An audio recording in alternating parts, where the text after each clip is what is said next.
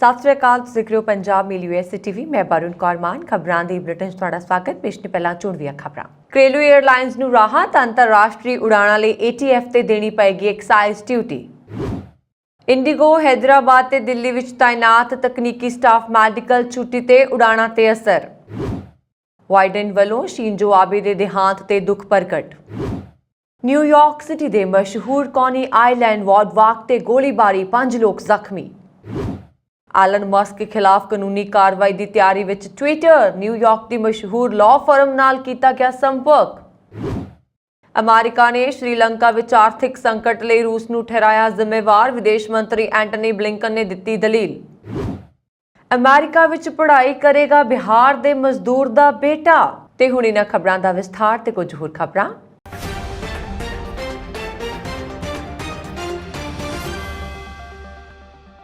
विदेश जाने वाले यात्रियों लिए खुशखबरी है। अंतरराष्ट्रीय उड़ाणों नाल सफर करना हुण होर आसान हो जाएगा। वित्त मंत्रालय ने अंतरराष्ट्रीय उड़ाणों का संचालन करने वालियां घरेलू एयरलाइंस नूं तेल मार्केटिंग कंपनियां तो जहाज ईंधन यानी ETF ते खरीदते 11% बेसिक एक्साइज ड्यूटी तो राहत दे दी है। मतलब हुण ATF ते एक्साइज ड्यूटी नहीं लगेगी। मंत्रालय ने एक नोटिफिकेशन जारी करके कहा कि घरेलू एयरलाइंस नूं इंटरनेशनल उड़ाणों के संचालन नूं बेचे जाने वाले ATF ते बेसिक एक्साइज ड्यूटी नहीं वसूलिया जाएगा। यह फैसला 1 जुलाई 2022 तो लागू हो चुका है। जिक्रयोग है कि इस तो पहला सरकार ने 1 जुलाई नूं जहाज ईंधन के निर्यात ते 6 रुपए प्रति लीटर की दर नाल वाधू एक्साइज ड्यूटी लगाउण दा ऐलान कीता सी। इस दे बाद ये पता नहीं सी लग रहा कि इंटरनेशनल उड़ाणों का संचालन करन वालियां घरेलू एयरलाइंस ते ये फीस लगेगी जां नहीं, पर हुण सरकार ने इसनूं बिल्कुल साफ कर दिता है। हालांकि तेल मार्केटिंग कंपनियां ने यह राय दी सी कि ATF के निर्यात ते एक्साइज ड्यूटी लगण दे बाद इंटरनेशनल उड़ाणों वाली डोमेस्टिक एयरलाइंस नूं 11% की दर तो बेसिक एक्साइज ड्यूटी देना होएगा। पर वित्त मंत्रालय ने साफ कर दिता है कि इंटरनेशनल उड़ाणों लई घरेलू एयरलाइंस ते एक्साइज ड्यूटी नहीं लागू होएगी। इंडिगो का हैदराबाद ते दिल्ली विच तैनात वड्डी गिणती विच तकनीकी स्टाफ घट तनखाहां मिलन कारण पिछले 2 दिनों तो मैडिकल छुट्टी ते है। जिक्रयोग है कि 2 जुलाई नूं इंडिगो दीआं घरेलू उड़ाणां दा 55% कैबिन स्टाफ मैडिकल छुट्टी ते चला गया सी, जिस कारण कई उड़ाणां लेट हो गईआं। सूत्रां अनुसार एयर इंडिया ने भर्ती मुहिम शुरू की है, जिस विच शामिल होने लई इंडिगो स्टाफ ने छुट्टी लई है। कोरोना काल विच इंडिगो ने अपने स्टाफ दीआं तनखाहां काफ़ी घटा दित्तिआं सन। अमेरिका के राष्ट्रपति जो बाइडन ने जापान के साबका प्रधानमंत्री शिंजो आबे के देहांत ते डूंगे दुख का प्रगटावा किया। उन्होंने कहा कि इस खबर ने मैनू बहुत दुखी किया है, क्योंकि आबे मेरे बहुत गूढ़े मित्र सन और उन्होंने मनुखता ते लोकतंत्र की राखी लिए अपना आप समर्पित किया हुआ सी। मैनू माण है कि मैं उन्हां नाल काम कर चुका हाँ। उप राष्ट्रपति वजों मैं टोक्यो च उन्हां नूं मिलन गया सी अते उन्हां दा वाशिंगटन विच स्वागत भी किया सी। वो दोवां देशां दे लोकां विचकार दोस्ती दे चैंपीयन सन। उन्होंने कहा कि अमेरिका इस दुख की घड़ी विच जापान दे नाल खड़ा है। अमेरिका विखे न्यूयॉर्क सिटी के मशहूर कोनी आइलैंड वाक ते ऐतवार नूं तड़के एक वड्डी पॉपअप पार्टी के दौरान गोलीबारी होने कारण घट्टो घट्ट 5 लोग जख्मी हो गए ते एक गंभीर रूप विच जख्मी हो गया। ये गोलीबारी एक इतिहासक मील पत्थर रही। साबका पैराशूट जंप राइड टावर के दक्षिण पूरब विच लगभग रात के 2 बजे के करीब एक घटना वापरी। न्यूयॉर्क पुलिस विभाग ने कहा कि किसी भी शक्की नूं अजे तक गिरफ्तार नहीं किया गया। दसणयोग है कि 21वीं स्ट्रीट के बिच साइड वाक ते एक पॉपअप पार्टी लिए एक वड्डी भीड़ इकट्ठे हुई सी, जदों घट्टो घट्ट एक व्यक्ति ने बंदूक कड्ढी अते गोली चलाउणी शुरू कर दी।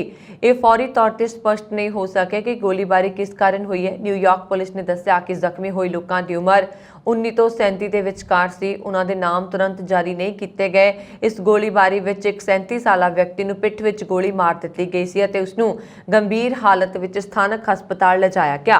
पुलिस ने दस्सिया कि 2 औरतां दी ठोडी विच गोली लगी अते दोवां ने 20 के दहाके दे अध विच ने अते कुछ दे लत्तां विच गोलियां लगियां सन। पुलिस ने दस्सिया कि सारे लोग स्थिर हालत विच ने ते खतरे तो बाहर ने। $44 बिलियन के एक्वायर डील रद्द होने तो बाद ट्विटर एलन मस्क के खिलाफ कानूनी कार्रवाई की तैयारी कर चुका है। द हिल की एक रिपोर्ट अनुसार माइक्रो ब्लॉगिंग साइट ने मस्क ते मुकदमा करने लिए न्यूयॉर्क की एक मशहूर law firm Wachtell Lipton Rosen and Katz LLP नाल संपर्क किया सी। ਟਵਿੱਟਰ ਅਗਲੇ ਹਫ਼ਤੇ ਡੈਲਾਵੇਅਰ ਵਿੱਚ ਆਪਣਾ ਮੁਕੱਦਮਾ ਦਾਇਰ ਕਰੇਗਾ। ਇਸ ਦੌਰਾਨ ਮਸਕ ਦੀ ਨੁਮਾਇੰਦਗੀ law firm Quinn Emanuel Urquhart and Sullivan ਦੁਆਰਾ ਕੀਤੀ ਜਾ ਰਹੀ ਹੈ। ਸ਼ਨੀਚਰਵਾਰ ਨੂੰ ਟਵਿੱਟਰ ਦੇ ਪ੍ਰਧਾਨ ਬੈਟ ਟੇਲਰ ਨੇ ਕਿਹਾ ਕਿ ਕੰਪਨੀ ਦਾ ਬੋਰਡ ਮਸਕ ਨਾਲ ਸਹਿਮਤ ਕੀਮਤ ਅਤੇ ਸ਼ਰਤਾਂ ਤੇ ਲੈਣ ਦੇਣ ਨੂੰ ਪੂਰਾ ਕਰਨ ਲਈ ਵਚਨਬੱਧ ਹੈ। ਅਜਿਹੇ ਵਿੱਚ ਟਵਿੱਟਰ ਸਮਝੌਤੇ ਨੂੰ ਲਾਗੂ ਕਰਨ ਲਈ ਕਾਨੂੰਨੀ ਕਾਰਵਾਈ ਕਰਨ ਦੀ ਯੋਜਨਾ ਬਣਾ ਰਿਹਾ। ਸਾਨੂੰ ਵਿਸ਼ਵਾਸ ਹੈ ਕਿ ਅਸੀਂ ਇਸ ਨੂੰ ਜਿੱਤਾਂਗੇ। ਮਸਕ ਦੀ ਟੀਮ ਦੁਆਰਾ ਟਵਿੱਟਰ ਨੂੰ ਭੇਜੇ ਗਏ ਇੱਕ ਪੱਤਰ ਵਿੱਚ $44 ਬਿਲੀਅਨ ਦੇ ਟਵਿੱਟਰ ਖਰੀਦ ਸੌਦੇ ਨੂੰ ਖਤਮ ਕਰਨ ਦਾ ਐਲਾਨ ਕੀਤਾ ਗਿਆ ਸੀ। ਐਲਨ ਮਸਕ ਨੇ ਸੌਦੇ ਨੂੰ ਮੁਲਤਵੀ ਕਰਨ ਦੇ ਕਾਰਨਾਂ ਵਜੋਂ ਖਰੀਦ ਸਮਝੌਤੇ ਦੀਆਂ ਕਈ ਉਲੰਘਣਾਵਾਂ ਦਾ ਹਵਾਲਾ ਦਿੱਤਾ। ਮਸਕ ਦੀ ਟੀਮ ਵੱਲੋਂ ਭੇਜੇ ਗਏ ਪੱਤਰ ਮੁਤਾਬਕ ਟਵਿੱਟਰ ਤੇ ਸਪੇਸ ਅਤੇ ਫਰਜ਼ੀ ਖਾਤਿਆਂ ਦਾ ਅਨੁਪਾਤ 5% ਤੋਂ ਜ਼ਿਆਦਾ ਹੈ। ਜ਼ਿਕਰਯੋਗ ਹੈ ਕਿ ਅਪ੍ਰੈਲ ਵਿੱਚ ਮਸਕ ਨੇ ਟਵਿੱਟਰ ਨੂੰ $54.20 ਪ੍ਰਤੀ ਸ਼ੇਅਰ ਤੇ ਖਰੀਦਣ ਦੀ ਪੇਸ਼ਕਸ਼ ਕੀਤੀ ਸੀ। ਇਸ ਦੇ ਆਧਾਰ ਤੇ ਟਵਿੱਟਰ ਦੀ ਕੀਮਤ $44 ਬਿਲੀਅਨ ਹੋਣ ਦਾ ਅਨੁਮਾਨ ਹੈ। ਪਿਛਲੇ ਮਹੀਨੇ ਮਸਕ ਨੇ ਸੌਦੇ ਨੂੰ ਬਲੌਕ ਕੀਤਾ ਸੀ ਤਾਂ ਜੋ ਉਸ ਦੀ ਟੀਮ ਟਵਿੱਟਰ ਦੇ 5% ਤੋਂ ਘੱਟ ਬੌਟਸ ਜਾਂ ਸਪੈਸ ਖਾਤਿਆਂ ਦੇ ਦਾਅਵਿਆਂ ਦੀ ਜਾਂਚ ਕਰ ਸਕੇ। ਮਸਕ ਦਾ ਕਹਿਣਾ ਹੈ ਕਿ ਟਵਿੱਟਰ ਫਰਜ਼ੀ ਖਾਤਿਆਂ ਦੀ ਗਿਣਤੀ ਬਾਰੇ ਸਹੀ ਜਾਣਕਾਰੀ ਨਹੀਂ ਦੇ ਸਕਿਆ, ਇਸ ਕਾਰਨ ਇਹ ਸੌਦਾ ਰੱਦ ਕਰ ਦਿੱਤਾ ਗਿਆ। ਮਸਕ ਦੇ ਪੱਤਰ ਦੇ ਜਵਾਬ ਵਿੱਚ ਟਵਿੱਟਰ ਦੇ ਬੋਰਡ ਦੇ ਚੇਅਰਮੈਨ ਬ੍ਰੈਟ ਟੇਲਰ ਨੇ ਟਵੀਟ ਕੀਤਾ ਹੈ ਕਿ ਬੋਰਡ ਮਸਕ ਨਾਲ ਕੀਮਤ ਅਤੇ ਸ਼ਰਤਾਂ ਲਈ ਸਹਿਮਤ ਹੋ ਗਿਆ ਹੈ ਅਤੇ ਸੌਦੇ ਨੂੰ ਪੂਰਾ ਕਰਨ ਲਈ ਵਚਨਬੱਧ ਹੈ। ਉਹਨਾਂ ਨੇ ਵੀ ਕਿਹਾ ਕਿ ਬੋਰਡ ਰਲੇਵੇਂ ਦੇ ਸਮਝੌਤੇ ਨੂੰ ਲਾਗੂ ਕਰਨ ਲਈ ਕਾਨੂੰਨੀ ਕਾਰਵਾਈ ਕਰਨ ਦੀ ਯੋਜਨਾ ਬਣਾ ਰਿਹਾ। श्रीलंका ਵਿੱਚ ਚੱਲ ਰਹੇ ਆਰਥਿਕ ਸੰਕਟ ਲਈ ਅਮਰੀਕਾ ਨੇ ਰੂਸ ਨੂੰ ਜ਼ਿੰਮੇਵਾਰ ਠਹਿਰਾਇਆ ਹੈ। ਅਮਰੀਕਾ ਦੇ ਵਿਦੇਸ਼ ਮੰਤਰੀ ਐਂਟਨੀ ਬਲਿੰਕਨ ਨੇ ਐਤਵਾਰ ਨੂੰ ਕਿਹਾ ਹੈ ਕਿ ਯੂਕਰੇਨ ਦੇ ਅਨਾਜ ਨਿਰਯਾਤ ਤੇ ਰੂਸ ਦੀਆਂ ਪਾਬੰਦੀਆਂ ਸ਼੍ਰੀਲੰਕਾ ਵਿੱਚ ਚੱਲ ਰਹੀ ਗੜਬੜ ਦਾ ਕਾਰਨ ਹੋ ਸਕਦੀਆਂ ਨੇ। ਇਸ ਦੇ ਨਾਲ ਹੀ ਉਹਨਾਂ ਨੇ ਖਦਸ਼ਾ ਪ੍ਰਗਟਾਇਆ ਹੈ ਕਿ ਇਸ ਨਾਲ ਆਉਣ ਵਾਲੇ ਸਮੇਂ ਵਿੱਚ ਹੋਰ ਸੰਕਟ ਪੈਦਾ ਹੋ ਸਕਦੇ ਨੇ।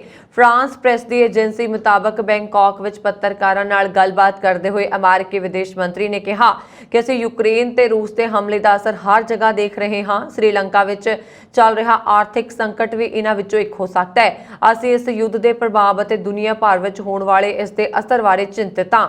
ਦਰਅਸਲ ਸ਼੍ਰੀਲੰਕਾ ਵਿੱਚ ਈਂਧਨ ਅਤੇ ਜ਼ਰੂਰੀ ਵਸਤਾਂ ਦੀ ਕਮੀ ਕਾਰਨ ਅਨਾਜ ਸੰਕਟ ਪੈਦਾ ਹੋ ਗਿਆ ਹੈ ਅਤੇ ਇੱਥੋਂ ਦੇ ਲੋਕ ਪਿਛਲੇ ਕਈ ਦਿਨਾਂ ਤੋਂ ਸਰਕਾਰ ਖਿਲਾਫ ਹਿੰਸਕ ਪ੍ਰਦਰਸ਼ਨ ਕਰ ਰਹੇ ਨੇ। ਇਸ ਦੇ ਨਾਲ ਹੀ ਭੋਜਨ ਸੰਕਟ ਨੂੰ ਲੈ ਕੇ ਐਂਟਨੀ ਬਲਿੰਕਨ ਨੇ ਕਿਹਾ ਕਿ ਅਸੀਂ ਦੇਖ ਰਹੇ ਹਾਂ ਕਿ ਪੂਰੀ ਦੁਨੀਆ ਵਿੱਚ ਭੋਜਨ ਦੀ ਅਸੁਰੱਖਿਆ ਵੱਧ ਰਹੀ ਹੈ, ਪਰ ਰੂਸ ਤੇ ਯੂਕਰੇਨ ਦੇ ਹਮਲੇ ਤੋਂ ਬਾਅਦ ਇਹ ਅਚਾਨਕ ਵੱਧ ਗਈ ਹੈ। ਉਹਨਾਂ ਨੇ ਕਿਹਾ ਕਿ ਇਸ ਦਾ ਅਸਰ ਥਾਈਲੈਂਡ ਵਿੱਚ ਪਿਆ ਹੈ, ਜਿੱਥੇ ਨਾਕਾਬੰਦੀ ਕਾਰਨ ਖਾਦ ਦੀਆਂ ਕੀਮਤਾਂ ਵਿੱਚ ਭਾਰੀ ਵਾਧਾ ਹੋਇਆ।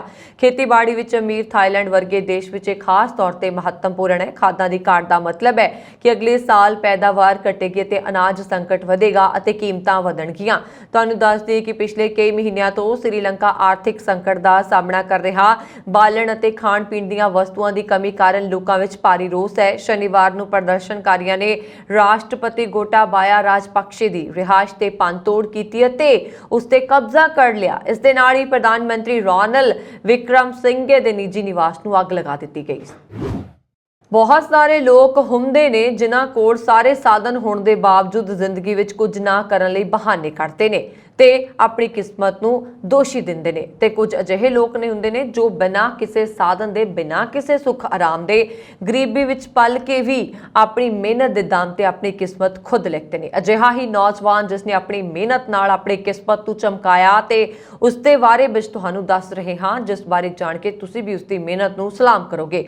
ਖਬਰ ਸਾਂਝੀ ਕਰਨ ਜਾ ਰਹੇ ਹਾਂ ਪਟਨਾ ਤੋਂ, ਜਿੱਥੋਂ ਦੇ ਗਨੀਪੁਰਾ ਪਿੰਡ ਦੇ ਇੱਕ ਦਲਿਤ ਪਰਿਵਾਰ ਦਾ ਬੇਟਾ ਹੁਣ ਅਮਰੀਕਾ ਵਿੱਚ ਆਪਣੀ ਉਚੇਰੀ ਪੜ੍ਹਾਈ ਲਈ ਜਾ ਰਿਹਾ। ਇੱਕ ਮਜ਼ਦੂਰ ਦਾ ਬੇਟਾ ਅਮਰੀਕਾ ਦੀ ਯੂਨੀਵਰਸਿਟੀ ਵਿੱਚ ਪੜ੍ਹਾਈ ਕਰੇਗਾ। ਜੀ ਹਾਂ, ਅਮਰੀਕਾ ਦੇ ਚੋਟੀ ਦੇ ਕਾਲਜਾਂ ਵਿੱਚੋਂ ਇੱਕ ਲਾਫਾਇਟ ਕਾਲਜ ਨੇ ਗ੍ਰੈਜੂਏਸ਼ਨ ਦੀ ਡਿਗਰੀ ਲਈ ਪ੍ਰੇਮ ਕੁਮਾਰ ਨੂੰ ਚੁਣਿਆ ਹੈ ਤੇ ਇਸ ਲਈ ਕਾਲਜ ਦੇ 2.5 ਕਰੋੜ ਰੁਪਏ ਦੀ ਸਕਾਲਰਸ਼ਿਪ ਦੇਣ ਦਾ ਵੀ ਐਲਾਨ ਕਰ ਦਿੱਤਾ ਹੈ। ਪ੍ਰੇਮ ਕੁਮਾਰ ਦੇ ਪਰਿਵਾਰ ਦੀ ਗੱਲ ਕਰੀਏ ਤਾਂ ਉਸਦੇ ਪਿਤਾ ਜੀਤਨ ਮਾਂਜੀ ਮਜ਼ਦੂਰੀ ਦਾ ਕੰਮ ਕਰਦੇ ਨੇ। ਆਪਣੇ ਪਰਿਵਾਰ ਦਾ ਬੜੀ ਮੁਸ਼ਕਿਲ ਨਾਲ ਗੁਜ਼ਾਰਾ ਕਰਦੇ ਨੇ।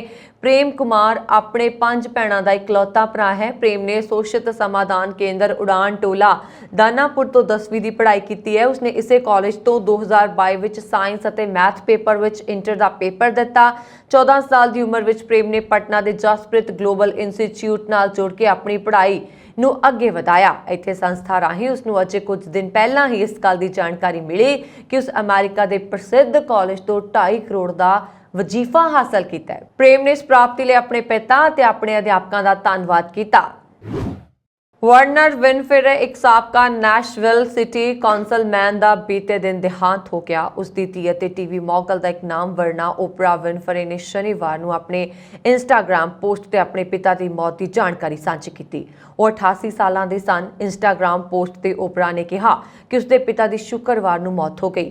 ਉਹਨਾਂ ਨੇ ਆਖਰੀ ਸਾਹ ਆਪਣੇ ਘਰ ਵਿੱਚ ਲਏ। ਉਹਨਾਂ ਦੇ ਪਿਤਾ ਵਾਰਨਰ ਨੈਸ਼ਵਿਲ ਟੈਨੇਸੀ ਸੂਬੇ ਵਿੱਚ ਬਾਰਬਰ ਦੀ ਦੁਕਾਨ ਦੇ ਮਾਲਕ ਹੋਣ ਅਤੇ 16 ਸਾਲਾਂ ਤੋਂ ਕਾਉਂਸਲਮੈਨ ਵਜੋਂ ਕੰਮ ਕਰਨ ਲਈ ਮਸ਼ਹੂਰ ਸਨ।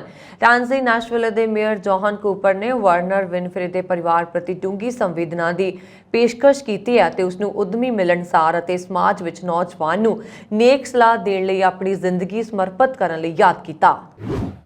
ਅਮਰੀਕਾ ਦੇ ਮਿਨੀਸੋਟਾ ਸੂਬੇ ਵਿੱਚ ਇੱਕ ਬਹੁਤ ਹੀ ਦਿਲ ਨੂੰ ਦਹਿਲਾ ਦੇਣ ਵਾਲੀ ਘਟਨਾ ਵਾਪਰੀ, ਜਿੱਥੇ ਪਤੀ ਵੱਲੋਂ ਖੁਦਕੁਸ਼ੀ ਕਰ ਲੈਣ ਉਪਰੰਤ ਪਤਨੀ ਆਪਣੇ ਆਪ ਨੂੰ ਸੰਭਾਲ ਨਾ ਸਕੀ ਤੇ ਉਸਨੇ ਪਹਿਲਾਂ ਆਪਣੇ 3 ਬੱਚਿਆਂ ਨੂੰ ਮਿਨੀਸੋਟਾ ਦੀ ਵੈਡਨਾਈਸ ਨਹਿਰ ਵਿੱਚ ਡੁਬੋ ਕੇ ਮਾਰਨ ਉਪਰੰਤ ਖੁਦ ਵੀ ਨਹਿਰ ਵਿੱਚ ਛਾਲ ਮਾਰ ਕੇ ਖੁਦਕੁਸ਼ੀ ਕਰ ਲਈ।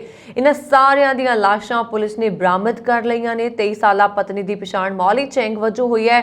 ਰਾਮਸੇ ਕਾਉਂਟੀ ਦੇ ਸ਼eriff ਦਫ਼ਤਰ ਵੱਲੋਂ ਜਾਰੀ ਪ੍ਰੈਸ ਬਿਆਨ ਅਨੁਸਾਰ 27 ਸਾਲਾ ਯੀਲੀ ਵੱਲੋਂ ਆਪਣੇ ਆਪ ਨੂੰ ਬੰਦੂਕ ਨਾਲ ਗੋਲੀ ਮਾਰ ਕੇ ਖੁਦਕੁਸ਼ੀ ਕਰ ਲੈਣ ਉਪਰੰਤ ਪੁਲਿਸ ਨੇ ਚੈਂਗ ਤੇ ਉਸਦੇ 3 ਬੱਚਿਆਂ ਦੀ ਸਹਾਇਤਾ ਲਈ ਸਮਾਜ ਸੇਵੀਆਂ ਦੀਆਂ ਸੇਵਾਵਾਂ ਲਈਆਂ ਸਨ। ਉਸੇ ਦਿਨ ਚੈਂਗ ਦੇ ਕਿਸੇ ਰਿਸ਼ਤੇਦਾਰ ਨੇ ਪੁਲਿਸ ਨੂੰ ਫੋਨ ਕੀਤਾ ਕਿ ਉਹ ਆਪਣੇ ਬੱਚਿਆਂ ਸਮੇਤ ਖੁਦਕੁਸ਼ੀ ਕਰਨ ਲਈ ਜਾ ਰਹੀ ਹੈ। ਮਾਪਲਵੁੱਡ ਪੁਲਿਸ ਨੂੰ ਚੈਂਗ ਦਾ ਸੈੱਲ ਫੋਨ ਸੈਂਟ ਪਾਲ ਦੇ ਉੱਤਰ ਵਿੱਚ ਵੈਡਨਾਈਸ ਪਹਾੜੀ ਖੇਤਰ ਦੇ ਲੇਕ ਪਾਰਕ ਵਿੱਚੋਂ ਬਰਾਮਦ ਹੋਇਆ। ਉਸ ਦੀ ਕਾਰ ਪਾਰਕਿੰਗ ਖੇਤਰ ਵਿੱਚ ਖੜੀ ਮਿਲੀ। ਬੱਚਿਆਂ ਦੇ ਬੂਟ, ਕਾਰ ਦੀ ਚਾਬੀ ਤੇ ਹੋਰ ਸਮਾਨ ਨਹਿਰ ਦੇ ਕੰਢੇ ਤੇ ਖਿਲਰਿਆ ਪਿਆ ਸੀ। ਪੁਲਿਸ ਨੇ ਤੁਰੰਤ ਨਹਿਰ ਵਿੱਚੋਂ ਲਾਸ਼ਾਂ ਲੱਭਣ ਦਾ ਕੰਮ ਸ਼ੁਰੂ ਕੀਤਾ ਤੇ ਚੈਂਗ ਸਮੇਤ 3 ਬੱਚਿਆਂ ਦੀਆਂ ਲਾਸ਼ਾਂ ਨਹਿਰ ਵਿੱਚੋਂ ਕੱਢ ਲਈਆਂ। ਬੱਚਿਆਂ ਦੀ ਉਮਰ 3, 4 ਤੇ 5 ਸਾਲ ਦੀ ਸੀ। ਕੈਨੇਡਾ ਦੇ ਬਰੈਂਪਟਨ ਸ਼ਹਿਰ ਵਿੱਚ 8 ਜੁਲਾਈ ਨੂੰ ਲਾਪਤਾ ਹੋਈ ਪੰਜਾਬੀ ਮੂਲ ਦੀ ਬਜ਼ੁਰਗ ਮਹਿਲਾ ਦੀ ਲਾਸ਼ ਬਰਾਮਦ ਹੋ ਗਈ। ਸਰਬਜੀਤ ਚਾਨੇ ਨਾਂ ਦੀ ਇਸ ਔਰਤ ਦੀ ਭਾਲ ਲਈ ਪੀਲ ਪੁਲਿਸ ਨੇ ਲੋਕਾਂ ਦੀ ਮਦਦ ਮੰਗੀ ਸੀ, ਪਰ ਉਸ ਦੀ ਲਾਸ਼ ਮਿਲਣ ਮਗਰੋਂ ਪਰਿਵਾਰਕ ਮੈਂਬਰਾਂ 'ਚ ਸੋਗ ਦੀ ਲਹਿਰ ਦੌੜ ਗਈ। ਪੀਲ ਰੀਜਨਲ ਪੁਲਿਸ ਨੇ ਦੱਸਿਆ ਸੀ ਕਿ ਬਰੈਂਪਟਨ ਵਿੱਚ 69 ਸਾਲਾ ਬਜ਼ੁਰਗ ਮਹਿਲਾ ਸਰਬਜੀਤ ਚਾਨੇ ਲਾਪਤਾ ਹੈ, ਜਿਸ ਨੂੰ ਆਖਰੀ ਵਾਰ 8 ਜੁਲਾਈ ਨੂੰ ਬਰੈਂਪਟਨ ਦੇ ਕੈਸਲ ਮੌਰ ਰੋਡ ਅਤੇ ਏਅਰਪੋਰਟ ਰੋਡ ਖੇਤਰ ਵਿੱਚ ਦੇਖਿਆ ਗਿਆ ਸੀ। ਉਸ ਤੋਂ ਬਾਅਦ ਉਸ ਬਾਰੇ ਕੁਝ ਪਤਾ ਨਹੀਂ ਲੱਗਾ। ਇਸ ਦੌਰਾਨ ਉਸ ਦੀ ਲਾਸ਼ ਬਰਾਮਦ ਹੋਈ। ਪੀਲ ਪੁਲਿਸ ਨੇ ਲੋਕਾਂ ਨੂੰ ਅਪੀਲ ਕੀਤੀ ਹੈ ਕਿ ਜਿਸ ਕਿਸੇ ਕੋਲ ਸਰਬਜੀਤ ਬਾਰੇ ਕੋਈ ਜਾਣਕਾਰੀ ਹੈ ਤਾਂ ਉਹ ਕ੍ਰਿਮੀਨਲ ਇਨਵੈਸਟੀਗੇਸ਼ਨ ਬਿਊਰੋ ਨਾਲ ਫੋਨ ਨੰਬਰ ਤੇ ਸੰਪਰਕ ਕਰ ਸਕਦੇ ਨੇ। ਮੌਜੂਦਾ ਵਰ੍ਹੇ ਦੌਰਾਨ ਪਹਿਲੀ ਵਾਰ ਕੈਨੇਡਾ ਦੇ ਕਿਰਤੀ ਬਾਜ਼ਾਰ ਕਮਜ਼ੋਰ ਮਹਿਸੂਸ ਹੋ ਰਹੇ ਨੇ। ਜੂਨ ਮਹੀਨੇ ਦੌਰਾਨ ਕੈਨੇਡਾ ਦੇ ਅਰਥਚਾਰੇ ਵਿੱਚੋਂ 43,000 ਨੌਕਰੀਆਂ ਖਤਮ ਹੋ ਗਈਆਂ, ਪਰ ਇਸ ਦੇ ਬਾਵਜੂਦ ਬੇਰੁਜ਼ਗਾਰੀ ਦਰ ਘਟ ਕੇ 4.9% ਤੇ ਆ ਗਈ, ਜੋ ਮਈ ਮਹੀਨੇ ਦੌਰਾਨ 5.1% ਦਰਜ ਕੀਤੀ ਗਈ ਸੀ। ਸਟੈਟਿਕਸ ਕੈਨੇਡਾ ਦੇ ਅੰਕੜਿਆਂ ਮੁਤਾਬਕ ਨੌਕਰੀ ਦੀ ਭਾਲ ਕਰ ਰਹੇ ਲੋਕਾਂ ਦੀ ਗਿਣਤੀ ਬੇਹੱਦ ਹੇਠਾਂ ਆਉਣ ਕਰਕੇ ਬੇਰੁਜ਼ਗਾਰੀ ਦਰ ਵਿੱਚ ਕਮੀ ਆਈ ਹੈ। ਉਧਰ ਕਾਰੋਬਾਰੀਆਂ, ਖਾਸ ਤੌਰ ਤੇ ਰੈਸਟੋਰੈਂਟ ਮਾਲਕਾਂ ਨੂੰ ਕੰਮ ਹੀ ਨਹੀਂ ਮਿਲ ਰਹੇ। ਕੈਨੇਡਾ ਨੂੰ ਭਾਵੇਂ ਮਲਟੀਕਲਚਰਲ ਯਾਨੀ ਕਿ ਬਹੁ ਸੱਭਿਆਚਾਰਕ ਮੁਲਕ ਕਿਹਾ ਜਾਂਦਾ ਹੈ, ਪਰ ਤੁਹਾਨੂੰ ਦੱਸ ਦਈਏ ਕਿ ਇਸ ਵੇਲੇ ਜੋ ਕੈਨੇਡਾ ਦੇ ਹਾਲਾਤ ਬਣ ਰਹੇ ਨੇ ਉਹ ਕੈਨੇਡੀਅਨਸ ਨੂੰ ਕੋਈ ਬਹੁਤੇ ਪਸੰਦ ਨਹੀਂ ਆ ਰਹੇ। ਨੈਨੋ ਰਿਸਰਚ ਦੇ ਨਵੇਂ ਸਰਵੇਖਣ ਅਨੁਸਾਰ ਬਹੁਤੇ ਕੈਨੇਡੀਅਨਸ ਇਹ ਮੰਨਦੇ ਨੇ ਕਿ ਕੈਨੇਡਾ ਹੁਣ ਏਕਤਾ ਦੇ ਪੱਖੋਂ ਗਲਤ ਟਰੈਕ ਤੇ ਜਾ ਰਿਹਾ। CTV ਦੇ ਸਹਿਯੋਗ ਨਾਲ ਕਰਵਾਏ ਗਏ ਸਰਵੇਖਣ ਦੇ ਅਨੁਸਾਰ ਕੈਨੇਡੀਅਨਸ ਨੂੰ 2 ਪ੍ਰਸ਼ਨ ਪੁੱਛੇ ਗਏ ਸੀ ਕਿ ਕੀ ਕੈਨੇਡਾ ਆਪਣੇ 2 ਟੀਚਿਆਂ ਨੂੰ ਪੂਰਾ ਕਰਨ ਲਈ ਸਹੀ ਦਿਸ਼ਾ ਵੱਲ ਕਦਮ ਅੱਗੇ ਵਧਾ ਰਿਹਾ, ਜਿਨ੍ਹਾਂ ਵਿੱਚੋਂ ਇੱਕ ਹੈ ਦੇਸ਼ ਦੀ ਏਕਤਾ ਨੂੰ ਹੋਰ ਵਧਾਉਣਾ ਤੇ ਦੂਜਾ ਖੁਸ਼ਹਾਲ ਭਵਿੱਖ ਲਈ ਮੌਕਾ ਪੈਦਾ ਕਰਨਾ। ਇਸ ਮਾਮਲੇ ਵਿੱਚ ਅੱਧੇ ਨਾਲੋਂ ਜ਼ਿਆਦਾ ਲੋਕ ਇਸ ਗੱਲ ਤੇ ਸਹਿਮਤ ਨਹੀਂ ਸਨ ਕਿ ਕੈਨੇਡਾ ਸਹੀ ਦਿਸ਼ਾ ਵਿੱਚ ਨਹੀਂ ਜਾ ਰਿਹਾ, ਜਦਕਿ ਸਿਰਫ 22% ਲੋਕ ਇਸ ਗੱਲ ਨਾਲ ਸਹਿਮਤ ਹੋਏ ਸਨ ਤੇ 28% ਲੋਕ ਇਸ ਬਾਰੇ ਦੁਚਿੱਤੇ 'ਚ ਸਨ। ਇਹ ਧਾਰਨਾ ਪੈਰਿਸ ਦੇ ਲੋਕਾਂ ਵਿੱਚੋਂ ਕਿਤੇ ਜ਼ਿਆਦਾ ਦੇਖਣ ਨੂੰ ਮਿਲੀ ਹੈ, ਜਿੱਥੇ 60% ਲੋਕ ਇਹ ਗੱਲ ਮੰਨ ਰਹੇ ਨੇ ਕਿ ਕੈਨੇਡਾ ਗਲਤ ਰਸਤੇ ਤੇ ਹੈ, ਜਦਕਿ ontario ਵਿੱਚ 53.1%, ਕਿਊਬੈਕ ਵਿੱਚ 44.8% ਤੇ ਆਹ ਜਗ੍ਹਾ ਤੇ ਲੋਕ ਕੈਨੇਡਾ ਨੂੰ ਗਲਤ ਦਿਸ਼ਾ ਵਿੱਚ ਜਾਣ ਵਾਲਾ ਦੇਸ਼ ਮੰਨ ਰਹੇ ਨੇ। ਜੇਕਰ ਲਿੰਗ ਅਨੁਸਾਰ ਗੱਲ ਕੀਤੀ ਜਾਏ ਤਾਂ ਜ਼ਿਆਦਾਤਰ ਮਰਦਾਂ ਦਾ ਵੀ ਇਹੀ ਮੰਨਣਾ ਹੈ। ਜਸਟਿਨ ਟਰੂਡੋ ਦੀ ਅਗਵਾਈ ਵਾਲੀ ਲਿਬਰਲ ਸਰਕਾਰ ਦਰਖਤ ਲਾਉਣ ਦੇ ਵਾਅਦੇ ਤੋਂ ਥੜਕਦੀ ਨਜ਼ਰ ਆ ਰਹੀ ਹੈ। 2019 ਦੀਆਂ ਚੋਣਾਂ ਤੋਂ ਪਹਿਲਾਂ ਲਿਬਰਲ ਪਾਰਟੀ ਨੇ ਆਉਂਦੇ 10 ਸਾਲਾਂ ਦੌਰਾਨ 200 ਕਰੋੜ ਬੂਟੇ ਲਾਉਣ ਦਾ ਟੀਚਾ ਮਿੱਥਿਆ ਸੀ, ਪਰ ਹੁਣ ਤੱਕ ਕੇਵਲ 2 ਕਰੋੜ 90 ਹਜ਼ਾਰ ਬੂਟੇ ਹੀ ਲਾਏ ਜਾ ਸਕੇ ਨੇ। ਉਧਰ ਨੈਚੁਰਲ ਰਿਸੋਰਸਿਸ ਕੈਨੇਡਾ ਨੇ ਦਾਅਵਾ ਕੀਤਾ ਹੈ ਕਿ ਸਰਕਾਰ ਆਪਣਾ ਵਾਅਦਾ ਪੂਰਾ ਕਰਨ ਦੇ ਰਾਹ ਤੇ ਸਹੀ ਤਰੀਕੇ ਨਾਲ ਅੱਗੇ ਵਧ ਰਹੀ ਹੈ ਅਤੇ ਪ੍ਰਧਾਨ ਮੰਤਰੀ ਜਸਟਿਨ ਟਰੂਡੋ ਸਡਬਰੀ ਸ਼ਹਿਰ ਦਾ 1 ਕਰੋੜਵਾਂ ਦਰਖਤ ਲਾਉਣ ਦੇ ਸਮਾਗਮ ਵਿੱਚ ਖਾਸ ਤੌਰ ਤੇ ਸ਼ਾਮਲ ਹੋਏ। श्रीलंका के राष्ट्रपति गोतबाया राजपक्षे ने प्रधानमंत्री रानिल विक्रमसिंघे ਨੂੰ ਅਧਿਕਾਰਤ ਤੌਰ ਤੇ ਕਿਹਾ ਹੈ ਕਿ ਉਹ 13 ਜੁਲਾਈ ਨੂੰ ਅਸਤੀਫੇ ਦੇ ਦੇਣਗੇ। ਪ੍ਰਧਾਨਮੰਤਰੀ ਦਫ਼ਤਰ ਨੇ ਇਹ ਜਾਣਕਾਰੀ ਦਿੱਤੀ ਹੈ। श्रीलंका ਦੇ ਰਾਸ਼ਟਰਪਤੀ ਰਾਜਪक्षੇ ਨੇ ਕਿਹਾ ਕਿ ਉਹ ਬੁੱਧਵਾਰ ਨੂੰ ਅਸਤੀਫਾ ਦੇ ਦੇਣਗੇ। ਰਾਸ਼ਟਰਪਤੀ ਰਾਜਪक्षੇ ਨੇ ਆਪਣੇ ਅਸਤੀਫੇ ਦਾ ਐਲਾਨ ਅਜਿਹੇ ਸਮੇਂ ਕੀਤਾ ਜਦੋਂ ਪ੍ਰਦਰਸ਼ਨਕਾਰੀਆਂ ਨੇ ਸ਼ਨੀਵਾਰ ਨੂੰ ਉਹਨਾਂ ਦੀ ਸਰਕਾਰੀ ਰਿਹਾਇਸ਼ ਤੇ ਤਾਵਾ ਬੋਲਿਆ ਤੇ ਦੇਸ਼ ਦੇ ਗੰਭੀਰ ਆਰਥਿਕ ਸੰਕਟ ਨਾਲ ਨਜਿੱਠਣ ਵਿੱਚ ਅਸਫਲ ਰਹਿਣ ਲਈ ਉਹਨਾਂ ਨੂੰ ਅਹੁਦਾ ਛੱਡਣ ਲਈ ਕਿਹਾ। ਪ੍ਰਧਾਨਮੰਤਰੀ ਦਫ਼ਤਰ ਨੇ ਇੱਕ ਬਿਆਨ ਵਿੱਚ ਕਿਹਾ ਕਿ ਰਾਸ਼ਟਰਪਤੀ ਗੋਤਬਾਇਆ ਰਾਜਪक्षੇ ਨੇ ਅਧਿਕਾਰਤ ਤੌਰ ਤੇ ਪ੍ਰਧਾਨ ਮੰਤਰੀ ਰਾਨਿਲ ਵਿਕਰਮਸਿੰਘੇ ਨੂੰ ਕਿਹਾ ਹੈ ਕਿ ਉਹ 13 ਜੁਲਾਈ ਨੂੰ ਅਸਤੀਫਾ ਦੇ ਦੇਣਗੇ। ਵੱਡੇ ਭਰਾ ਮਹਿੰਦਾ ਰਾਜਪक्षे ਨੇ 9 ਮਈ ਨੂੰ ਪ੍ਰਧਾਨ ਮੰਤਰੀ ਦੇ ਅਹੁਦੇ ਤੋਂ ਅਸਤੀਫਾ ਦੇ ਦਿੱਤਾ ਸੀ। रूस विरुद्ध जंग लड़न ਲਈ ਸਿਖਲਾਈ ਲੈਣ ਲਈ ਯੂਕਰੇਨੀ ਫੌਜੀਆਂ ਦਾ ਪਹਿਲਾ ਦਲ ਬ੍ਰਿਟੇਨ ਪਹੁੰਚ ਗਿਆ ਹੈ। ਇਸ ਦਲ ਵਿੱਚ ਸ਼ਾਮਲ ਫੌਜੀਆਂ ਕੋਲ ਕੋਈ ਪਿਛਲਾ ਫੌਜੀ ਅਨੁਭਵ ਨਹੀਂ ਹੈ। ਬ੍ਰਿਟੇਨ ਦੇ ਰੱਖਿਆ ਮੰਤਰਾਲਾ ਨੇ ਕਿਹਾ ਕਿ ਪ੍ਰੋਗਰਾਮ ਦੇ ਪਹਿਲੇ ਪੜਾਅ ਵਿੱਚ ਕੁਝ ਰੰਗਰੂਟ ਸਿਖਲਾਈ ਪ੍ਰਾਪਤ ਕਰ ਰਹੇ ਨੇ। ਉਹਨਾਂ ਨੇ ਕਿਹਾ ਕਿ ਇਸ ਸਿਖਲਾਈ ਦਾ ਉਦੇਸ਼ ਹਥਿਆਰਾਂ ਅਤੇ ਜੰਗੀ ਰਣਨੀਤੀਆਂ ਦੇ ਬਾਰੇ ਚ ਜਾਣਕਾਰੀ ਪ੍ਰਾਪਤ ਕਰਨਾ ਹੈ। ਰੱਖਿਆ ਮੰਤਰੀ ਬੇਨ ਵਾਲਿਸ ਨੇ ਕਿਹਾ ਕਿ ਬ੍ਰਿਟਿਸ਼ ਫੌਜ ਦੇ ਵਿਸ਼ਵ ਪੱਧਰੀ ਮੁਹਾਰਤ ਦੀ ਵਰਤੋਂ ਕਰਦੇ ਹੋਏ ਅਸੀਂ ਯੂਕਰੇਨ ਦੇ ਫੌਜੀਆਂ ਨੂੰ ਆਪਣੀ ਫੌਜ ਦੇ ਮੁੜ ਨਿਰਮਾਣ ਅਤੇ ਉਸ ਦੀ ਸਮਰੱਥਾ ਨੂੰ ਵਧਾਉਣ ਵਿੱਚ ਮਦਦ ਕਰਾਂਗੇ ਕਿਉਂਕਿ ਉਹ ਆਪਣੇ ਦੇਸ਼ ਦੀ ਪ੍ਰਭੂਸੱਤਾ ਤੇ ਉਸ ਦੀ ਰੱਖਿਆ ਲਈ ਲੜ ਰਹੇ ਨੇ। ਬ੍ਰਿਟੇਨ ਫੌਜੀਆਂ ਨੂੰ ਵਿਅਕਤੀਗਤ ਸੁਰੱਖਿਆ ਉਪਕਰਣ ਦੀ ਵੀ ਪ੍ਰਦਾਨ ਕਰਨਗੇ ਜਿਸ ਵਿੱਚ ਹੈਲਮਟ, ਵਿਅਕਤੀਗਤ ਮੈਡੀਕਲ ਕਿੱਟ ਤੇ ਨਾਲ ਦੇ ਨਾਲ ਵਰਦੀ ਅਤੇ ਬੂਟ ਸ਼ਾਮਲ ਨੇ। 4 ਮਹੀਨਿਆਂ ਬਾਅਦ ਵੀ ਰੂਸ ਯੂਕਰੇਨ ਯੁੱਧ ਨਵੇਂ ਘਟਨਾਕ੍ਰਮਾਂ ਦੇ ਨਾਲ ਜਾਰੀ ਹੈ। ਪੱਛਮੀ ਦੇਸ਼ਾਂ ਨੇ ਸ਼ੁੱਕਰਵਾਰ ਨੂੰ ਕਈ ਦੇਸ਼ਾਂ ਵਿੱਚ ਭੁੱਖਮਰੀ ਦਾ ਹਵਾਲਾ ਦਿੰਦੇ ਹੋਏ ਰੂਸ ਨੂੰ ਯੂਕਰੇਨ ਨੂੰ ਅਨਾਜ ਨਿਰਯਾਤ ਕਰਨ ਲਈ ਮਨਾਉਣ ਦੀ ਕੋਸ਼ਿਸ਼ ਕੀਤੀ। ਇਸ ਦੇ ਨਾਲ ਹੀ ਰੂਸ ਨੇ ਇਸ ਤੋਂ ਨਾਰਾਜ਼ ਹੋ ਕੇ ਚੇਤਾਵਨੀ ਦਿੱਤੀ ਸੀ ਕਿ ਉਹ ਲੰਬੀ ਜੰਗ ਲਈ ਤਿਆਰ ਹੈ। ਨਿਊਜ਼ ਏਜੰਸੀ ਰਾਇਟਰਸ ਮੁਤਾਬਕ ਪੁਤਿਨ ਦੀ ਟਿੱਪਣੀ ਨੇ ਇਹ ਵੀ ਸੰਕੇਤ ਦਿੱਤਾ ਹੈ ਕਿ ਸੰਘਰਸ਼ ਦਾ ਹੱਲ ਆਸਾਨ ਨਹੀਂ ਹੈ। ਰੂਸ ਨੇ ਦੋਸ਼ ਲਗਾਇਆ ਕਿ 24 ਫਰਵਰੀ ਨੂੰ ਜੰਗ ਸ਼ੁਰੂ ਹੋਣ ਤੋਂ ਬਾਅਦ ਪੱਛਮੀ ਦੇਸ਼ ਵੱਖ-ਵੱਖ ਪਾਬੰਦੀਆਂ ਦੇ ਜ਼ਰੀਏ ਰੂਸ ਨੂੰ ਅਲੱਗ-ਥਲੱਗ ਕਰਨ ਦੀ ਕੋਸ਼ਿਸ਼ ਕਰ ਰਹੇ ਨੇ। ਪੁਤਿਨ ਨੇ ਕਿਹਾ ਕਿ ਅਸੀਂ ਕਈ ਵਾਰ ਸੁਣਿਆ ਹੈ ਕਿ ਪੱਛਮੀ ਦੇਸ਼ ਸਾਡੇ ਨਾਲ ਅੰਤ ਤੱਕ ਲੜਨਾ ਚਾਹੁੰਦੇ ਨੇ ਪਰ ਇਹ ਯੂਕਰੇਨ ਲਈ ਭਿਆਨਕ ਤਰਾਸਦੀ ਹੋਏਗੀ। ਇੰਡੋਨੇਸ਼ੀਆ ਦੇ ਬਾਲੀ ਵਿੱਚ ਹੋਈ G20 ਦੇਸ਼ਾਂ ਦੇ ਵਿਦੇਸ਼ ਮੰਤਰੀਆਂ ਦੀ ਬੈਠਕ ਵਿੱਚ ਕਾਲੇ ਸਾਗਰ ਤੇ ਘੇਰਾਬੰਦੀ ਕਰਕੇ ਅਨਾਜ ਨਾਲ ਭਰੇ ਜਹਾਜ਼ਾਂ ਨੂੰ ਬਾਹਰ ਜਾਣ ਦੀ ਆਗਿਆ ਨਾ ਦੇਣ ਤੇ ਰੂਸ ਦੀ ਆਲੋਚਨਾ ਕੀਤੀ ਗਈ। ਇੱਕ ਪੱਛਮੀ ਅਧਿਕਾਰੀ ਨੇ ਕਿਹਾ ਕਿ ਮੀਟਿੰਗ ਵਿੱਚ ਅਮਰੀਕੀ ਵਿਦੇਸ਼ ਮੰਤਰੀ ਐਂਟਨੀ ਬਲਿੰਕਨ ਨੇ ਰੂਸ ਨੂੰ ਯੂਕਰੇਨੀ ਅਨਾਜ ਨੂੰ ਦੁਨੀਆ ਤੋਂ ਬਾਹਰ ਕੱਢਣ ਦੀ ਆਗਿਆ ਦੇਣ ਦੀ ਅਪੀਲ ਕੀਤੀ ਹੈ। ਸਾਕਾ ਪੰਜਾ ਸਾਹਿਬ ਦੀ ਸ਼ਤਾਬਦੀ ਮੌਕੇ ਸ਼੍ਰੋਮਣੀ ਕਮੇਟੀ ਵੱਲੋਂ ਯਾਦਗਾਰੀ ਸਿੱਕਾ, ਡਾਕ ਟਿਕਟ, ਲਿਫਾਫਾ ਅਤੇ ਇੱਕ ਲੋਗੋ ਜਾਰੀ ਕਰਨ ਦੀ ਯੋਜਨਾ ਬਣਾਈ ਗਈ ਹੈ। ਕਮੇਟੀ ਵੱਲੋਂ ਪਾਕਿਸਤਾਨ ਸਥਿਤ ਗੁਰਦੁਆਰਾ ਪੰਜਾ ਸਾਹਿਬ ਵਿਖੇ ਇਹ ਚੀਜ਼ਾਂ ਜਾਰੀ ਕੀਤੀਆਂ ਜਾਣਗੀਆਂ। ਪਹਿਲਾਂ ਮਨਾਈਆਂ ਸ਼ਤਾਬਦੀਆਂ ਵਾਂਗ ਇਸ ਸ਼ਤਾਬਦੀ ਮੌਕੇ ਵੀ ਸ਼੍ਰੋਮਣੀ ਕਮੇਟੀ ਵੱਡੇ ਪੱਧਰ ਤੇ ਸਮਾਗਮ ਕਰਨਾ ਚਾਹੁੰਦੀ ਹੈ। ਇਸ ਤੋਂ ਪਹਿਲਾਂ 2019 ਵਿੱਚ ਗੁਰੂ ਨਾਨਕ ਦੇਵ ਜੀ ਦੇ 550ਵੇਂ ਸਾਲਾ ਪ੍ਰਕਾਸ਼ ਪੁਰਬ ਮੌਕੇ ਕੀਤੇ ਸ਼ਤਾਬਦੀ ਸਮਾਗਮ ਦੌਰਾਨ ਵੀ ਯਾਦਗਾਰੀ ਸਿੱਕੇ ਜਾਰੀ ਕੀਤੇ ਗਏ ਸਨ। ਜਾਣਕਾਰੀ ਅਨੁਸਾਰ ਇਸ ਵਾਰ ਯਾਦਗਾਰੀ ਸਿੱਕੇ ਸੋਨੇ ਤੇ ਚਾਂਦੀ ਦੀ ਥਾਂ ਤਾਂਬੇ ਦੇ ਤਿਆਰ ਕੀਤੇ ਜਾਣਗੇ ਤਾਂ ਜੋ ਹਰੇਕ ਵਿਅਕਤੀ ਆਸਾਨੀ ਨਾਲ ਇਹਨਾਂ ਨੂੰ ਖਰੀਦ ਸਕੇ। ਸ਼ਤਾਬਦੀ ਸਮਾਗਮ ਪਾਕਿਸਤਾਨ ਵਿੱਚ ਕਰਵਾਉਣ ਸੰਬੰਧੀ ਸ਼੍ਰੋਮਣੀ ਕਮੇਟੀ ਵੱਲੋਂ ਪਾਕਿਸਤਾਨ ਸਰਕਾਰ ਨਾਲ ਸੰਪਰਕ ਕੀਤਾ ਜਾ ਰਿਹਾ ਤੇ ਜਲਦੀ ਹੀ ਇੱਕ ਵਫਦ ਪ੍ਰੋਗਰਾਮਾਂ ਦੀ ਰੂਪਰੇਖਾ ਤੈਅ ਕਰਨ ਵਾਸਤੇ ਪਾਕਿਸਤਾਨ ਭੇਜਿਆ ਜਾਏਗਾ। ਇਸ ਸ਼ਤਾਬਦੀ ਸੰਬੰਧੀ ਮੁੱਖ ਸਮਾਗਮ 30 ਅਕਤੂਬਰ ਨੂੰ ਗੁਰਦੁਆਰਾ ਪੰਜਾ ਸਾਹਿਬ ਹਸਨ ਅਬਦਾਲ ਵਿੱਚ ਕਰਵਾਉਣ ਦੀ ਯੋਜਨਾ ਹੈ। ਸਮਾਗਮ ਦੀਆਂ ਤਿਆਰੀਆਂ ਸੰਬੰਧੀ ਪਾਕਿਸਤਾਨ ਜਾਣ ਵਾਲੇ ਸਿੱਖ ਵਫਦ ਵਿੱਚ ਸ਼ਾਮਲ ਧਰਮ ਪ੍ਰਚਾਰ ਕਮੇਟੀ ਦੇ ਮੈਂਬਰ ਅਜਾਇਬ ਸਿੰਘ ਅਬਿਆਸੀ ਨੇ ਦੱਸਿਆ ਕਿ ਇਸ ਸੰਬੰਧ ਵਿੱਚ ਪਾਕਿਸਤਾਨ ਸਰਕਾਰ ਵੱਲੋਂ ਹੁੰਗਾਰੇ ਦੀ ਉਡੀਕ ਕੀਤੀ ਜਾ ਰਹੀ ਹੈ। ਉਹਨਾਂ ਨੇ ਦੱਸਿਆ ਕਿ 28 ਅਕਤੂਬਰ ਨੂੰ ਗੁਰਦੁਆਰਾ ਪੰਜਾ ਸਾਹਿਬ ਵਿਖੇ ਅਖੰਡ ਪਾਠ ਆਰੰਭ ਕਰਨ ਤੇ 30 ਅਕਤੂਬਰ ਨੂੰ ਭੋਗ ਪਾਉਣ ਦੀ ਯੋਜਨਾ ਹੈ। श्री अमरनाथ यात्रा 2 ਦਿਨਾਂ ਦੇ ਵਿਘਨ ਤੋਂ ਬਾਅਦ ਸੋਮਵਾਰ ਤੋਂ ਮੁੜ ਸ਼ੁਰੂ ਹੋ ਗਈ। ਜੰਮੂ ਬੇਸ ਕੈਂਪ ਭਗਵਤੀ ਨਗਰ ਤੋਂ ਸ਼ਰਧਾਲੂਆਂ ਦਾ ਇੱਕ ਜਥਾ ਵੀ ਕਸ਼ਮੀਰ ਘਾਟੀ ਭੇਜਿਆ ਗਿਆ। ਮੌਸਮ ਸਾਫ਼ ਹੋਣ ਕਾਰਨ ਸਭ ਤੋਂ ਪਹਿਲਾਂ ਗਾਮ ਯਾਤਰਾ ਰੂਟ ਤੇ ਪੰਚਤਰਨੀ ਚ ਰੁਕੇ ਸ਼ਰਧਾਲੂਆਂ ਨੂੰ ਵੀ ਬਾਬਾ ਬਰਫਾਨੀ ਦੇ ਦਰਸ਼ਨਾਂ ਲਈ ਅੱਗੇ ਰਵਾਨਾ ਕੀਤਾ ਗਿਆ। ਜਥਾ ਵੀ 2 ਦਿਨਾਂ ਬਾਅਦ ਜੰਮੂ ਤੋਂ ਰਵਾਨਾ ਹੋ ਗਿਆ। ਸ਼ੁੱਕਰਵਾਰ ਨੂੰ ਬੱਦਲ ਫਟਣ ਤੋਂ ਬਾਅਦ ਯਾਤਰਾ ਨੂੰ ਰੋਕ ਦਿੱਤਾ ਗਿਆ ਸੀ। ਇਸ ਵਿੱਚ 16 ਸ਼ਰਧਾਲੂ ਮਾਰੇ ਗਏ ਸਨ ਅਤੇ 41 ਅਜੇ ਵੀ ਲਾਪਤਾ ਨੇ। ਇਸ ਦੇ ਨਾਲ ਹੀ ਜੰਮੂ ਤੋਂ ਰਵਾਨਾ ਹੋਏ ਸ਼ਰਧਾਲੂਆਂ ਨੇ ਕਿਹਾ ਕਿ ਅਸੀਂ ਊਰਜਾ ਨਾਲ ਭਰਪੂਰ ਹਾਂ। ਸ਼ਿਵ ਭਗਤਾਂ ਨੇ ਕਿਹਾ ਕਿ ਉਹ ਬਾਬੇ ਦੇ ਦਰਸ਼ਨ ਤੋਂ ਬਿਨਾਂ ਵਾਪਸ ਨਹੀਂ ਜਾਣਗੇ। ਸਾਨੂੰ ਭੋਲੇ ਬਾਬਾ ਵਿੱਚ ਪੂਰਾ ਵਿਸ਼ਵਾਸ ਹੈ ਅਤੇ ਅਸੀਂ ਬ੍ਰਹਮ ਹਿਮਲਿੰਗਨ ਦੇ ਦਰਸ਼ਨ ਦੀ ਉਡੀਕ ਕਰ ਰਹੇ ਹਾਂ। ਸਾਨੂੰ ਖੁਸ਼ੀ ਹੈ ਕਿ ਯਾਤਰਾ ਦੁਬਾਰਾ ਸ਼ੁਰੂ ਹੋ ਗਈ ਹੈ। ਸ਼ੁੱਕਰਵਾਰ ਸ਼ਾਮ ਨੂੰ ਬੱਦਲ ਫਟਣ ਤੋਂ ਬਾਅਦ ਹੜ੍ਹਾਂ ਅਤੇ ਜ਼ਮੀਨ ਖਿਸਕਣ ਕਾਰਨ ਗੁਫਾ ਦੇ ਨੇੜੇ ਬੁਨਿਆਦੀ ਢਾਂਚੇ ਨੂੰ ਕਾਫੀ ਨੁਕਸਾਨ ਪਹੁੰਚਿਆ ਤੇ ਬਾਲ-ਚਾਲ ਯਾਤਰਾ ਮਾਰਗ ਦਾ ਟਰੈਕ ਵੀ ਨੁਕਸਾਨਿਆ ਗਿਆ। ਤੇਜ਼ ਵਹਾਅ ਕਾਰਨ ਅਮਰਨਾਥ ਗੁਫਾ ਦੇ ਆਲੇ-ਦੁਆਲੇ ਪੀਣ ਵਾਲੇ ਪਾਣੀ ਦੀ ਵਿਵਸਥਾ, ਬਿਜਲੀ ਅਤੇ ਸੰਚਾਰ ਵਿਵਸਥਾ ਨੂੰ ਕਾਫੀ ਨੁਕਸਾਨ ਹੋਇਆ। ਸ਼ਨੀਚਰਵਾਰ ਤੋਂ ਹੀ ਸੈਨਾ ਅਤੇ ਸੁਰੱਖਿਆ ਬਲ ਯਾਤਰਾ ਮਾਰਗ ਤੇ ਮੁਰੰਮਤ ਅਤੇ ਵਿਵਸਥਾ ਬਹਾਲ ਕਰਨ 'ਚ ਰੁੱਝੇ ਹੋਏ ਸਨ। ਐਤਵਾਰ ਨੂੰ ਵੀ ਫੌਜ, ਕੇਂਦਰੀ ਬਲਾਂ ਦੇ ਜਵਾਨ ਅਤੇ ਪ੍ਰਸ਼ਾਸਨ ਦੀਆਂ ਸਾਰੀਆਂ ਏਜੰਸੀਆਂ ਪੂਰੀ ਤਾਕਤ ਨਾਲ ਟਰੈਕ ਦੀ ਮੁਰੰਮਤ ਵਿੱਚ ਜੁਟੀਆਂ ਹੋਈਆਂ ਸਨ। ਟੁੱਟੇ ਹੋਏ ਟਰੈਕ ਦੀ ਕਾਫੀ ਹੱਦ ਤੱਕ ਮੁਰੰਮਤ ਕੀਤੀ ਗਈ ਹੈ। ਸੰਭਵ ਹੈ ਕਿ ਮੰਗਲਵਾਰ ਤੋਂ ਯਾਤਰਾ ਪੂਰੀ ਤਰ੍ਹਾਂ ਰਵਾਨਾ ਹੋ ਸਕਦੀ ਹੈ। ਇੱਕ ਵਿਧਵਾ ਔਰਤ ਨਾਲ ਜ਼ਬਰ ਜਨਾਹ ਦੇ ਮਾਮਲੇ ਵਿੱਚ ਅਦਾਲਤ ਵੱਲੋਂ ਭਗੌੜਾ ਕਰਾਰ ਦਿੱਤੇ ਗਏ ਲੋਕ ਇਨਸਾਫ ਪਾਰਟੀ ਦੇ ਮੁਖੀ ਅਤੇ ਸਾਬਕਾ ਵਿਧਾਇਕ ਸਿਮਰਜੀਤ ਸਿੰਘ ਬੈਂਸ ਵੱਲੋਂ ਆਤਮ ਸਮਰਪਣ ਕਰ ਦਿੱਤਾ ਗਿਆ ਹੈ। ਜਦੋਂ ਖਬਰ ਮਿਲੀ ਸੀ ਉਦੋਂ ਸਿਮਰਜੀਤ ਬੈਂਸ ਅਦਾਲਤ ਵਿੱਚ ਬੈਠੇ ਹੋਏ ਸਨ ਅਤੇ ਕਾਰਵਾਈ ਚੱਲ ਰਹੀ ਸੀ।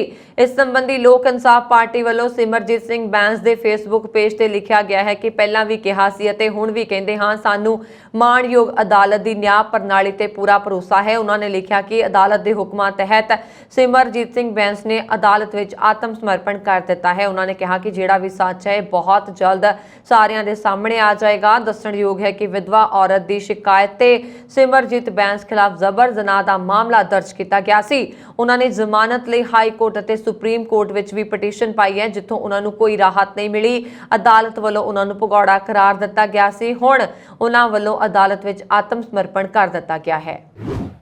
ਚੰਡੀਗੜ੍ਹ ਸ਼ਹਿਰ ਵਿੱਚ ਕੁਝ ਦਿਨਾਂ ਤੋਂ ਪੈ ਰਹੇ ਮੀਂਹ ਕਾਰਨ ਸੁਖਨਾ ਝੀਲ ਦੇ ਪਾਣੀ ਦਾ ਪੱਧਰ ਵੱਧ ਗਿਆ ਹੈ, ਜੋ 10 ਦਿਨਾਂ ਵਿੱਚ ਹੋਰ ਉੱਚਾ ਹੋ ਸਕਦਾ ਹੈ। ਸੁਖਨਾ ਵਿੱਚ ਪਾਣੀ ਦੇ ਪੱਧਰ ਨੂੰ 1163 ਫੁੱਟ ਦੇ ਖਤਰੇ ਦਾ ਨਿਸ਼ਾਨ ਮੰਨਿਆ ਜਾਂਦਾ ਹੈ। ਪਿਛਲੇ ਸਾਲ ਤਾਂ ਪ੍ਰਸ਼ਾਸਨ ਨੇ 1162 ਫੁੱਟ ਦੇ ਆਸ-ਪਾਸ ਹੀ ਫਲੱਡ ਗੇਟ ਖੋਲ੍ਹਣੇ ਸ਼ੁਰੂ ਕਰ ਦਿੱਤੇ ਸਨ ਤਾਂ ਜੋ ਆਸ-ਪਾਸ ਦੇ ਇਲਾਕਿਆਂ ਵਿੱਚ ਪਾਣੀ ਭਰਨ ਦਾ ਖਤਰਾ ਨਾ ਹੋਵੇ। ਇਹੀ ਕਾਰਨ ਹੈ ਕਿ ਪਿਛਲੀ ਵਾਰ ਇੰਜੀਨੀਅਰਿੰਗ ਵਿਭਾਗ ਨੂੰ ਸੁਖਨਾ ਝੀਲ ਦੇ ਕਈ ਫਲੱਡ ਗੇਟ ਖੋਲ੍ਹਣੇ ਪਏ ਸਨ।